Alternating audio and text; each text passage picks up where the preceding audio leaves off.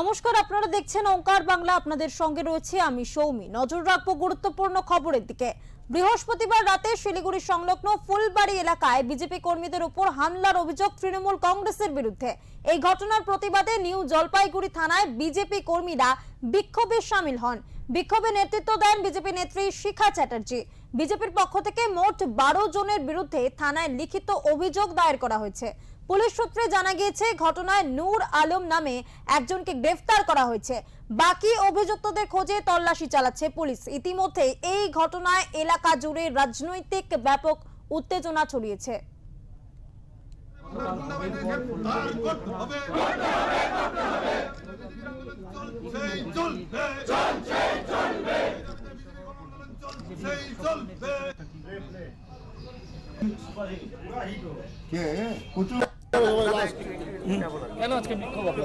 দেখুন, বিক্ষোভটা না হওয়ার কোনো কারণ নেই। কালকে সুন্দর ইলেকশন হয়েছে এবং আপনারা অনেক মিডিয়া ভাই আমাকে জিজ্ঞেস করেছে, ভাই ইলেকশন কেমন চলছে দিদি। তা আমি বললাম, সত্যি বলছি, আমি এরকম ইলেকশন জ্ঞান তো দেখিনি। এত সুন্দর ইলেকশন হয়েছে, কোথাও কোনো ঝামেলা নেই, ঝঞ্ঝাট নেই। কিন্তু কালকে এই যে 296 নম্বর 97 নম্বর বুথে আমাদের যে কর্মী বিপ্লবকে যেভাবে মারা হয়েছে, ওনাকে তো ওখানে মেরেই ফেলে দেওয়ার একটা ব্যবস্থা করা হয়েছিল, যে ওইখানে মেরে ফেলে দিলে পরে এলাকাটা ভয় পেয়ে যাবে, হয়তো অন্যান্য জায়গার ভোটগুলো বন্ধ হয়ে যাবে। তার সঙ্গে আগামী 29 তারিখে যে ভোট, সেই ভোটটা কিন্তু অন্যরকম কেস হয়ে যাবে, মানুষ ভোট দিতে যাবে না, বা মোটামুটি একটা প্যানিকের সৃষ্টি হবে। এই আতঙ্ক তৈরি করার জন্য কিন্তু তাকে মারধর করা হয়েছিল। তাই আমরা আজকে এখানে এসেছি।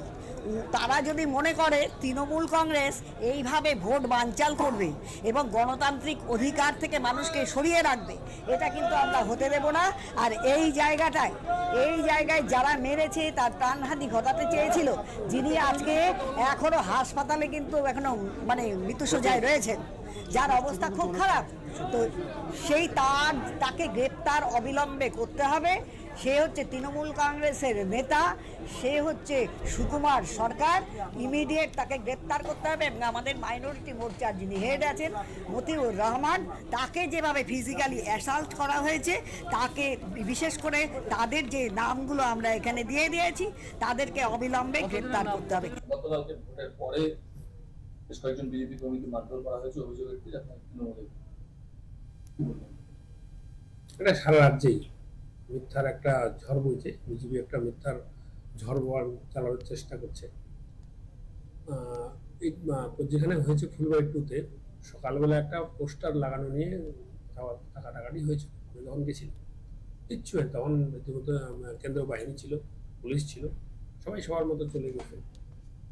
তবে সন্ধ্যার সময় যে ব্যাপারটা হয়েছে, আমি তো তখন জলপাইগুড়িতে স্ট্রংরুম দেখতে গেছিলাম, স্ট্রংরুমে ছিলাম আমরা। এখান থেকে খবর পেলাম যে এরকম একটা ঘটনা ঘটছে। তো তারপরে খবর টবর নিয়ে দেখলাম যে ছোট মোটো ঘটনা, ইলেকশনে ওরা নিজেদের মধ্যে কথা কাটাকাটি করতে গিয়ে, এখন তো ইলেকশন সব জায়গায় লোকজন থাকেই, এদিক সেদিক ঘোরাঘুরি করতেছিল, সেটাকে